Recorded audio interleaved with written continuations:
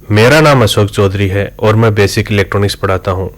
आज के इस लेक्चर में हम डिस्कस करेंगे इलेक्ट्रॉनिक्स कंपोनेंट्स, जो अपनी बेसिक इलेक्ट्रॉनिक्स और इलेक्ट्रॉनिक्स सर्किट्स के अंदर बहुत ही ज़्यादा काम आते हैं और बहुत ही ज़्यादा इंपॉर्टेंट्स होते हैं। इलेक्ट्रॉनिक्स कंपोनेंट्स की हम बात करें तो सबसे ज़्यादा इंपॉर्टेंट कंपोनेंट अपने पास में होता है रजिस्टर, जो किसी भी सर्किट की एक बेसिक नीड होती है और हर सर्किट के अंदर ये कंपलसरी हर फॉर्म में आपको ये कहीं ना कहीं पर जरूर मिल जाएगा। रजिस्टर का इलेक्ट्रिकल रिप्रेजेंटेशन हम देखें तो आपको पता होगा इस तरीके से जिगजैग फॉर्म में होता है, जो इसका इलेक्ट्रिकली रिप्रेजेंटेशन होता है, एक सिंबॉलिक रिप्रेजेंटेशन होता है। यदि हम किसी सर्किट के अंदर देखें तो रेजिस्टेंस एलिमेंट अपने को इस तरीके का नजर आता है, जिसके ऊपर डिफरेंट कलर बार बनी होती हैं। ये मतलब कि एक कलर बार है, सेकंड कलर बार, ये कलर बैंड्स बोलते हैं इनको। ये कलर बैंड 4 भी हो सकते हैं और 5 भी हो सकते हैं, ठीक है। ये कलर बैंड स्पेशली इसलिए बनाए जाते हैं कि इससे हम इस रजिस्टर की वैल्यू कैलकुलेट कर सकें। मतलब ये कितने ओम का है ये रेजिस्टेंस, ये इन कलर बैंड होते हैं, इनकी हेल्प से हम मेजर कर सकते हैं। इस नीचे के डायग्राम में यदि मैं आपको बताऊं तो जो पहली जो कलर बार होती है इसको फर्स्ट बैंड बोलते हैं, इसको सेकंड बैंड बोलते हैं, इसको थर्ड बैंड बोलते हैं। फोर्थ बैंड भी किसी में होता है, किसी में नहीं होता। इसको हम लास्ट वाला जो बैंड होता है ये अलग होता है। ये जनरली आपको या तो किसी कलर में नहीं होता, या फिर ये सिल्वर कलर का मिलेगा, या फिर ये गोल्ड कलर का मिलेगा। ये होता है हमेशा टॉलरेंस बताता है। यहां पर मैंने लिख रखा है first band, second band, third band, और जो लास्ट की बैंड होती है, जो फोर्थ बैंड होती है ये वाली, या फिर फिफ्थ बैंड भी हो सकती है। ये हमेशा इसका टॉलरेंस बताता है। मतलब ये टॉलरेंस इस हिसाब से कि इसकी जो वैल्यू हम कैलकुलेट करेंगे कलर बैंड से, उससे ये कितना परसेंट वेरी कर सकता है। मतलब टॉलरेंस 5% है, इसकी वैल्यू आई अपने पास में 1 किलो ओम, तो 1 किलो ओम का 5% प्लस माइनस इसकी वैल्यू हो सकती है, वो इसका टॉलरेंस फैक्टर होता है। यदि गोल्ड होगा तो इसका टॉलरेंस कम होगा, 5% होगा। सिल्वर होगा तो इसका टॉलरेंस 10% होगा। मतलब जो बेस्ट क्वालिटी के रजिस्टर होंगे उनके लास्ट की जो कलर बैंड होगी वो गोल्ड कलर की बनी होगी, क्योंकि गोल्ड का टॉलरेंस कम होता है। कम टॉलरेंस है मतलब क्वालिटी बेहतर है। अब इसके आगे मैं आपको बताऊंगा कि कलर कोडिंग से किस तरीके से आप इसकी वैल्यू कैलकुलेट कर सकते हो। फॉर एग्जांपल अपने पास में 2 रेजिस्टेंस है, एक ये रेजिस्टेंस है, एक ये रेजिस्टेंस है। इसके ऊपर 4 कलर बैंड है और इसके ऊपर 5 कलर बैंड है, ठीक है। अपने पास में एक ये टेबल है, इसको आपको रखने की आवश्यकता नहीं है, इसको मैंने याद करने का मैं आपको तरीका बताऊंगा। जो कलर कोड होते हैं रेजिस्टेंस रजिस्टर के ऊपर, वो या तो black, brown, red, orange, yellow, green, blue, violet, grey, white, केवल इतने ही कलर 10 टाइप के कलर होंगे, इससे अलावा कोई दूसरा कलर नहीं मिलेगा। और जो लास्ट की जो टॉलरेंस वाली बैंड है, ये आपको या तो गोल्ड मिलेगी, या सिल्वर मिलेगी, या प्लेन मिलेगी। इस कलर सीक्वेंस को याद करने के लिए, जैसे कि मैं +2 में था तो उस टाइम हमारे टीचर ने हमें बताया था एक मेथड, वही मैं आज आपको बताऊंगा। इसको हम कैसे याद करते थे कि जो ये कलर्स हैं इनका जो फर्स्ट लेटर था ये हम याद करते थे एक ट्रिक से। मतलब पहला है BBROYGBVG, ऐसे था, तो इसको ऐसे याद करते थे BB Roy, great Britain, very good wife. मतलब पहले का B, दूसरे का B, third, fourth, fifth ROY Roy, G green का ग्रेट, B का ब्रिटेन, V का वेरी, G का गुड, W वाइट का वाइफ। ऐसे हम याद कर लेते थे, तो इजी वे में याद भी हो जाता था। फिर एक हमारे पास में कंफ्यूजन आता था कि सबसे ऊपर ब्लैक, क्योंकि BB था तो ऊपर ब्लैक होगा या फिर ब्राउन होगा, ये हमारे बीच में बड़ा कंफ्यूजन होता था। इस कंफ्यूजन को दूर करने के लिए हमने एक नई ट्रिक और निकाली कि हम शुरू करते हैं कि अपनी बॉडी पार्ट से। तो सबसे ऊपर टॉप पर अपने होते हैं हेड, हेड के ऊपर क्या होते हैं, हेयर होते हैं। हेयर किस कलर के होते हैं, ब्लैक। हेड के नीचे, हेयर के नीचे आएगी स्किन, स्किन किस कलर की होती है, ब्राउन। तो ऊपर आएगा ब्लैक, नीचे आएगा ब्राउन। इस तरीके से हम इसको याद कर लेते हैं। यदि आपको ये सीक्वेंस याद होगी, तो जो फर्स्ट बैंड है इसमें आपको सिंपली ये लिखना कि 0 से स्टार्ट करना, 0 1 2 3 4 5 करके 9 तक लिखना है। सेकंड बैंड में भी 9 तक नंबर लिखना है। थर्ड में भी 9 तक नंबर लिखना है। फिर जो फोर्थ कॉलम आएगा इसमें आपको लिखना मल्टीप्लायर। मल्टीप्लायर में आप लिखोगे सबसे पहले 1, फिर 1 के आगे एक 0 लगा दोगे, फिर थर्ड में 1 के आगे 2 0 लगा दोगे, 3 0 4 0 5 0, मतलब एक एक 0 आपको बढ़ाते हुए जाना है वॉयलेट तक। इसके आगे आपको ये ग्रे और व्हाइट ये कलर आपको कभी नहीं मिलेंगे, आपको इतने ही मिलेंगे मल्टीप्लायर में, मतलब सेकंड लास्ट वाले में। जो सबसे लास्ट का था इसमें आपको गोल्ड, सिल्वर और प्लेन में 5, 10 और 20% ये 3 नंबर आपको याद कर लेने हैं।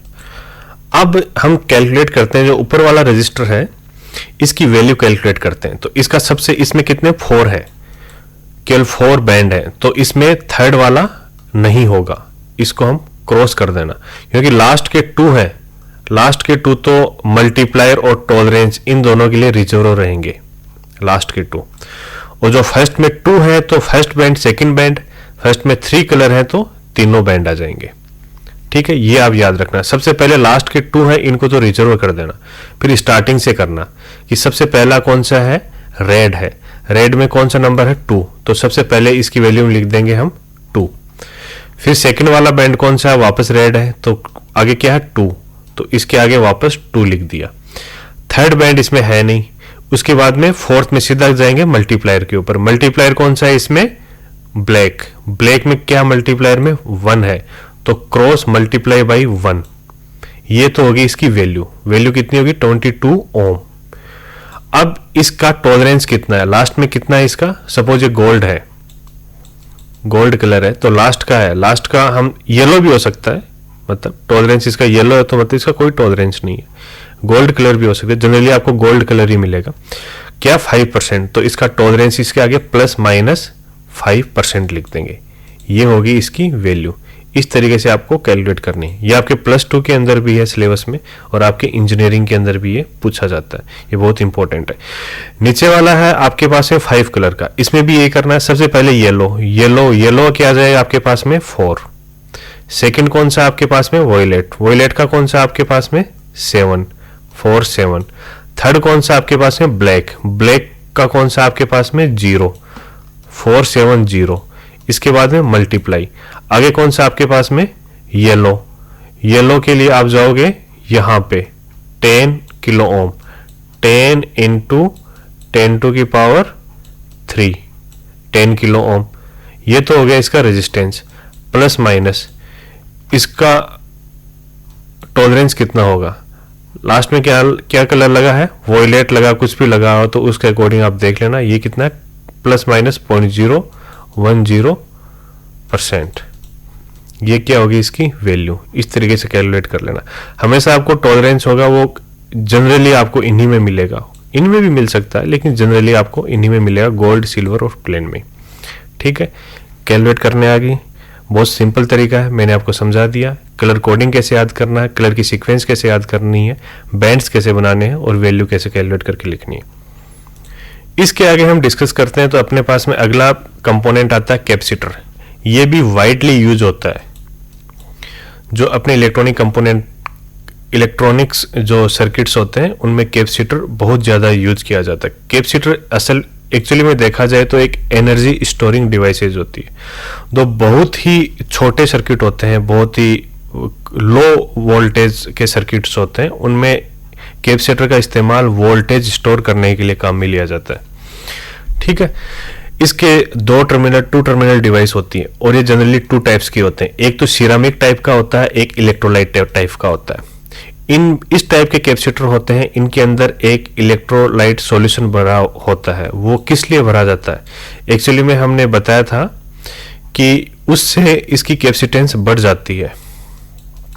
उस इलेक्ट्रोलाइट का εr होता है, रिलेटिव परमिबिलिटी, वो थोड़ी हाई होती है, जिससे छोटी साइज के कैपेसिटर के अंदर भी इसकी कैपेसिटेंस की वैल्यू बढ़ाई जा सके।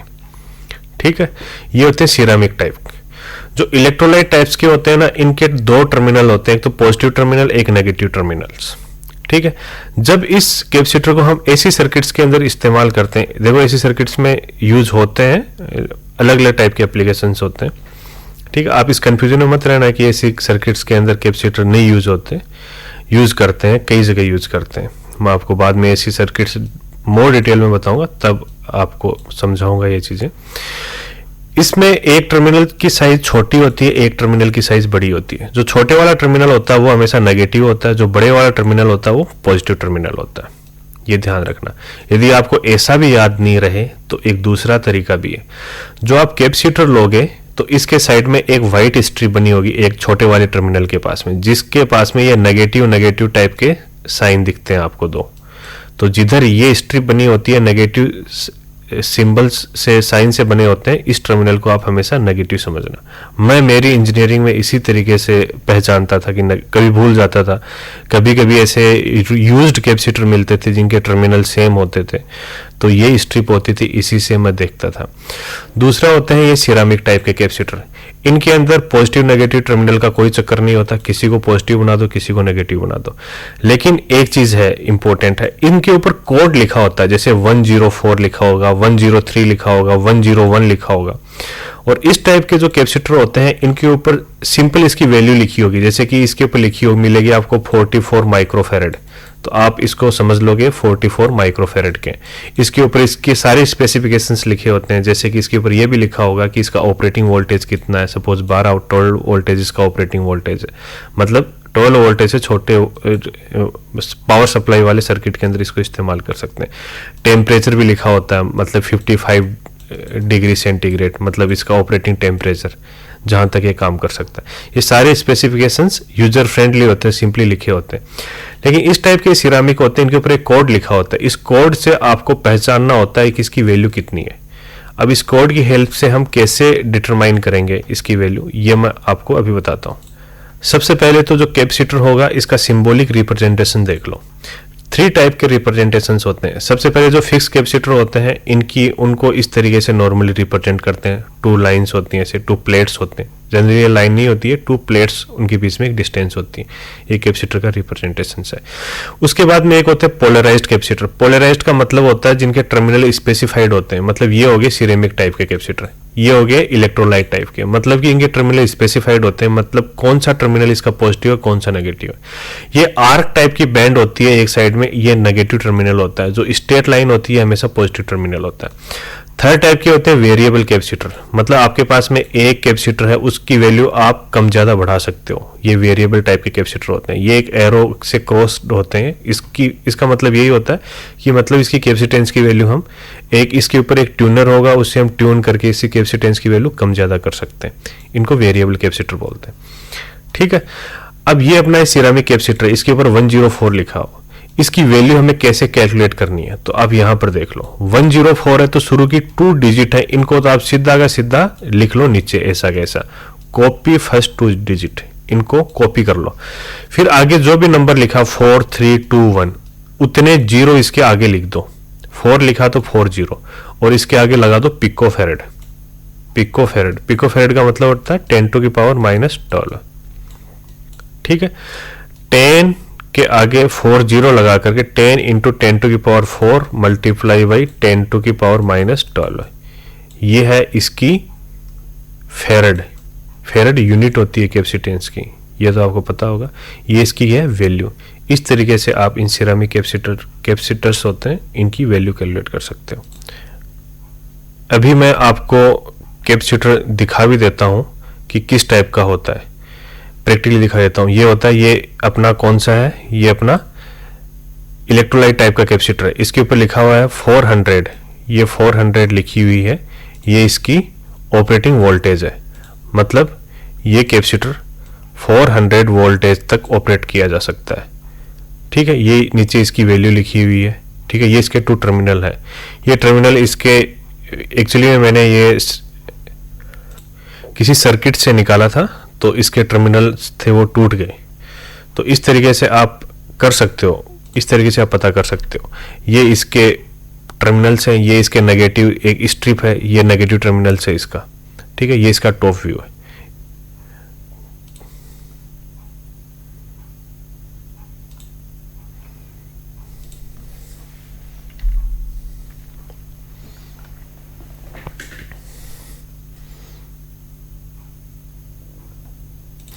कैपेसिटर के बाद में हम बात करें तो अपने सामने आते हैं डायोड्स।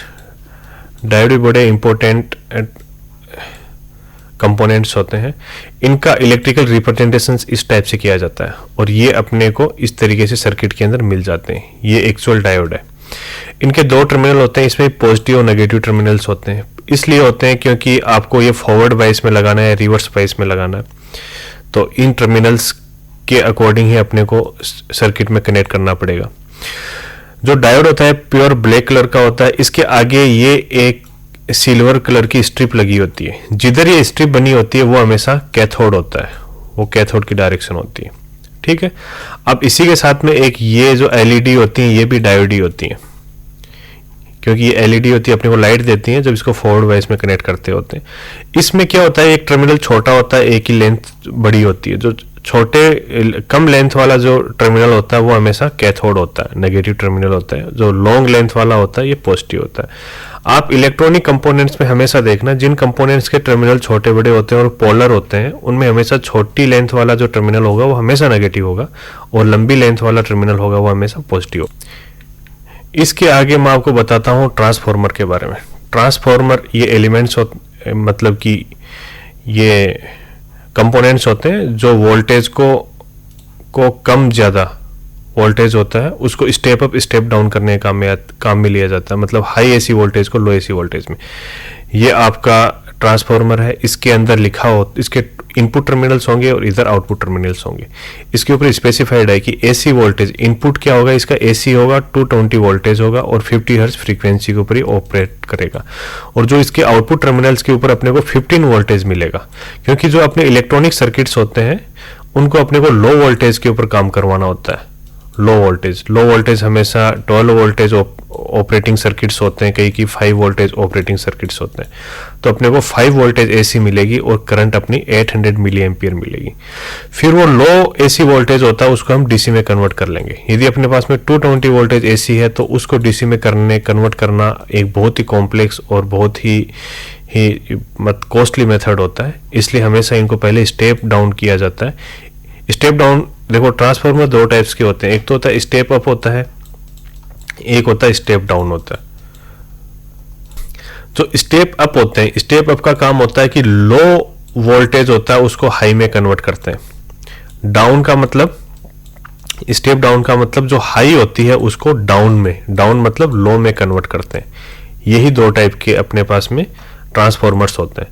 तो ये हम यहाँ पर यूज में लेंगे। जनरली जो हम एसी इलेक्ट्रॉनिक्स के अंदर यूज में लेते हैं स्टेप डाउन ट्रांसफॉर्मर्स काम में लेते हैं।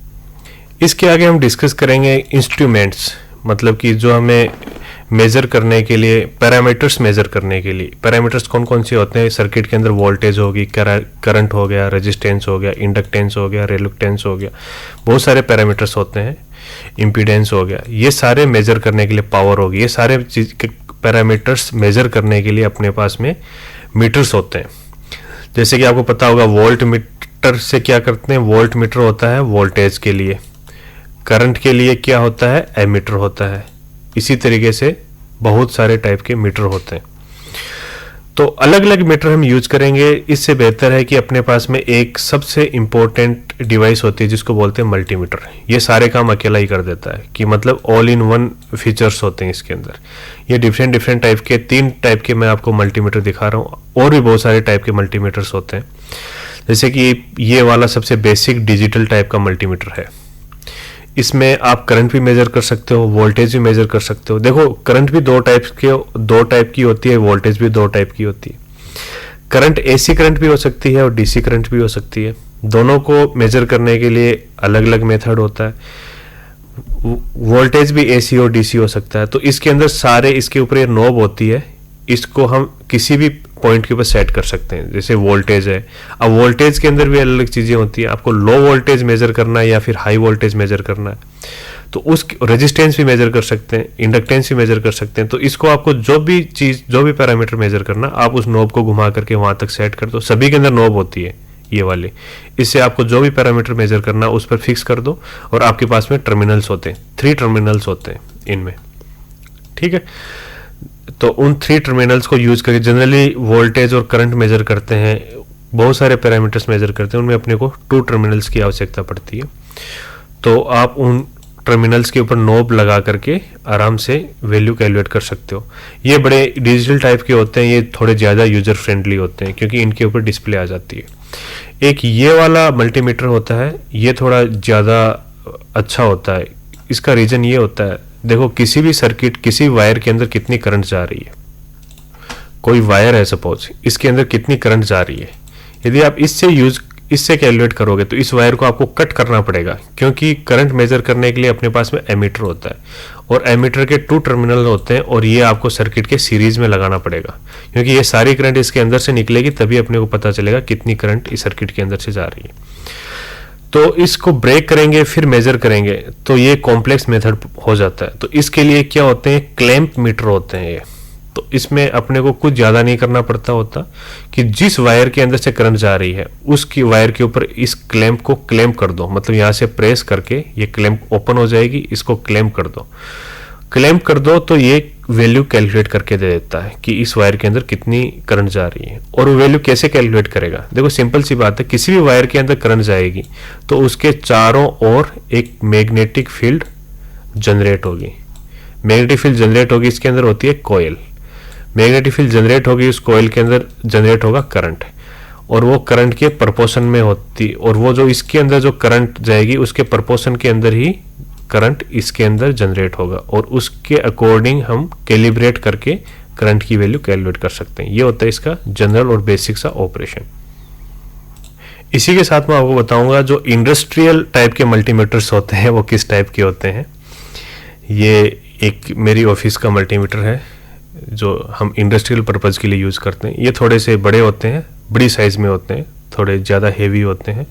ये एनालॉग टाइप का है, ये हम यूज़ करते हैं। तो इसमें यहाँ पर सेम वही होता है, यहाँ पे एसी रेंज के पैरामीटर्स होते हैं। ये बहुत पुराना है, वैसे अभी नया नहीं है, पुरानी टेक्नोलॉजी का। ये डीसी रेंज के पैरामीटर्स होते हैं। इस तरीके से हम कैलकुलेट करते हैं। ऑपरेशन सभी का सेम ही होता है। इसके आगे अपने पास में मेजरिंग इक्विपमेंट्स के अंदर आता है अपने पास है मेगर। मेगर नाम है इसका, असली काम है ये होता है अर्थ रेजिस्टेंस टेस्टर। देखो ये बहुत ही एक इम्पोर्टेंट पैरामीटर है और इम्पोर्टेंट फैक्टर है अपनी इलेक्ट्रॉनिक्स के अंदर और इलेक्ट्रिकल के अंदर भी। ये वैसे इलेक्ट्रिकल ब्रांच के जो स्टूडेंट्स होते हैं और जो एम्प्लॉयज़ होते हैं उनके लिए बहुत ही इम्पोर्टेंट डिवाइस होती है। इसका यूज करते हैं हम जो अर्थिंग करते हैं, जो ग्राउंड करते हैं। देखो ग्राउंड किस लिए करते हैं कि प्रोटेक्शन और सेफ्टी के लिए। मतलब आपके घर में एक बिजली का बोर्ड है, घरों में तो लोग इतना ज़्यादा ध्यान नहीं देते, लेकिन किसी फैक्ट्री के अंदर, किसी बड़ी ऑफिस के अंदर, जो इंडस्ट्रीज होती हैं उनमें जो भी इलेक्ट्रिकल सर्किट्स के बोर्ड्स होते हैं, पावर सप्लाई होती है, कुछ भी चीज़ें होती हैं, मतलब कि कोई भी बड़ी मशीन होती है, उसकी बॉडी को हमेशा ग्राउंड से कनेक्टेड रखते हैं। ठीक है। और इसका रेजिस्टेंस होता है जहाँ से जहाँ पर ग्राउंड करते हैं, अर्थ पिट बोलते हैं इनको। ये होती है अर्थ पिट, ग्राउंड करते हैं इसको, इसकी बॉडी को। मशीन है, सपोज ये मशीन है, इसकी पूरी बॉडी को ग्राउंड कर दिया। अब किसी कारण से, किसी वजह से इसके अंदर कोई फॉल्ट आ गया। ये इलेक्ट्रिसिटी से चलती है, हाई पावर से चलती है। इसमें कोई फॉल्ट आ गया, फॉल्ट आकर के ये इसके बॉडी के अंदर आ गया करंट, मतलब कि जो मेन सप्लाई है वो इसकी बॉडी के टच होगी। सपोज यहाँ पर कोई ह्यूमन है, वो काम कर रहा है, वो जैसे इसके हाथ लगाएगा तो सारा करंट उसके अंदर आ जाएगा और उसको वो करंट का शॉक लग जाएगा। तो इसको प्रोटेक्शन के लिए, इस चीज के लिए क्या करते हैं हम, ये अर्थ पिट बनाते हैं और इसको ग्राउंड करते हैं, इसकी बॉडी को। देखो इसको ग्राउंड करेंगे और जो ये वायर होगी ये कॉपर वायर से कनेक्टेड रहेगी अर्थ पिट तक। ठीक है। और ये जो पाथ होगा इसको बोलते हैं पाथ, इलेक्ट्रिकल पाथ। इसकी बॉडी कनेक्टेड है ग्राउंड तक। इसका जो रेजिस्टेंस होगा वो लगभग 1 ओम के पास में होगा, बहुत कम होगा। और अपनी जो ह्यूमन बॉडी होती है इसका 1000 ओम स्टैंडर्ड, मतलब रेजिस्टेंस माना गया है। तो इलेक्ट्रिसिटी जो करंट होता है वो हमेशा लो रेजिस्टिव पाथ होता है ना, लो रेजिस्टिव पाथ होता है, उसी को फॉलो करता है। तो वो करंट अपनी बॉडी में ना जाकर के सारा करंट ग्राउंड के अंदर चला जाएगा। ठीक है। और अपनी बॉडी डैमेज होने से बच जाएगी, ह्यूमन बॉडी डैमेज होने से बच जाएगी, इसको शॉक नहीं लगेगा। सारा इसकी बॉडी जो करंट की चपेट में आई वो सारा करंट इस रास्ते से ग्राउंड में चला जाएगा, क्योंकि इधर 1 ओम ही है, इधर बड़ा 1000 ओम है। इसलिए जो अर्थ पिट होती हैं वो बहुत इंपॉर्टेंट होती हैं। जो घरों के अंदर जो सर्किट बोर्ड्स लगे होते हैं, इनकी जो बॉडी होती है उनको भी ग्राउंड के साथ कनेक्टेड रखा जाता है। इसका भी ये रीजन होता है, मतलब सर्किट बोर्ड के अंदर किसी कारण से यदि करंट आ गया तो सारा करंट ग्राउंड के अंदर चला जाएगा। तो ये ग्राउंड प्रॉपर होना चाहिए और इसका रेजिस्टेंस बहुत लो होना चाहिए, तभी ये प्रॉपर तरीके से काम। तो वो अपना ग्राउंड कितना परफेक्ट है उसका रेजिस्टेंस मेजर करने के लिए इस मेगर का या अर्थ रेजिस्टेंस टेस्टर का काम को यूज में लिया जाता है। इसके 4 टर्मिनल्स होते हैं, ठीक है। मैं आगे आपको पूरा डिटेल में बताऊंगा कि मेगर से प्रैक्टिकल करके बताऊंगा किस तरीके से अर्थ का रेजिस्टेंस मेजर किया जाता है। सबसे पहले तो आप बेसिकली इतना ही समझ लो, सिंपल सा मैंने आपको बता दिया कि अर्थ जो पिट होती है, जो ग्राउंड का क्या यूज होता है, उसको क्यों लगाना जरूरी होता है। इसके 4 टर्मिनल्स होते हैं, इसके पहले 2 टर्मिनल्स को शॉर्ट कर देते हैं। शॉर्ट करने के बाद में जो अर्थ पिट है, मतलब जहां पर ग्राउंड किया है, उसको इस टर्मिनल से कनेक्ट कर देते हैं। उसके बाद में ये आगे के 2 टर्मिनल्स होते हैं, इनसे 2 इलेक्ट्रोड जोड़ते हैं। एक लोहे की रोड होती है, इसको इलेक्ट्रोड बोलते हैं। कम से कम जो अपना ग्राउंड होता है उससे 20 मीटर की डिस्टेंस के ऊपर ये होता है। इसको भी एक दूसरा इलेक्ट्रोड होता है, वो इन दोनों से 20 मीटर की डिस्टेंस के ऊपर होता है। फिर इसको ऑन करते हैं, यहाँ पर टेस्ट का बटन होता है, इसको ऑन करते हैं। इससे पहले यहाँ पर इसको सेट करना पड़ता है। यहाँ पर लिखा होता है 10 ओम, ये 1000 ओम। इनमें से किसी एक पॉइंट के ऊपर इसको सेट करना होता है। सेट करके इसको टेस्ट बटन दबाओगे तो यहाँ पर रेजिस्टेंस की वैल्यू आ जाएगी इसकी डिस्प्ले के ऊपर। यहाँ पर मैं आपको प्रैक्टिकली दिखा देता हूँ कि ये कैसा होता है दिखने में। ये इस टाइप की डिवाइस होती है, ये इसकी डिस्प्ले है, ये इसके टर्मिनल है E1 और ये इसके आगे P1 टर्मिनल्स हैं। ये दोनों आपस में हमने पहले से शॉर्ट कर रखे हैं। ये सारे टर्मिनल्स हैं। यहाँ पर लिखा होता है E1, P1, P2 और E2। और ये आप देख सकते हो इसको, यहाँ पर ये सेट करने का है 10 ओम रेफरेंस और 1000 ओम। ये टेस्ट बटन के ऊपर क्लिक करते ही ये वैल्यू बता देगा डिस्प्ले के ऊपर। ये पीछे की ओर इसके मेथड बताया हुआ है कि यहाँ पर किस तरीके से इलेक्ट्रोड लगाने हैं और किस डिस्टेंस के ऊपर लगाने हैं। ये सारी चीज़ें इस तरीके से आप कैलकुलेट कर लेना। इसी के साथ ही मेरा आज का ये वीडियो लेक्चर ख़त्म होता है। कोई डाउट हो और कोई क्यूरी हो, कुछ पूछना हो तो आप कमेंट बॉक्स में लिख सकते हो। Thanks for watching. आपको पसंद आते हैं मेरे लेक्चर तो लाइक ज़रूर करो, शेयर करो, सब्सक्राइब भी कर सकते हो। कर सकते नहीं, करो। Okay, thank you.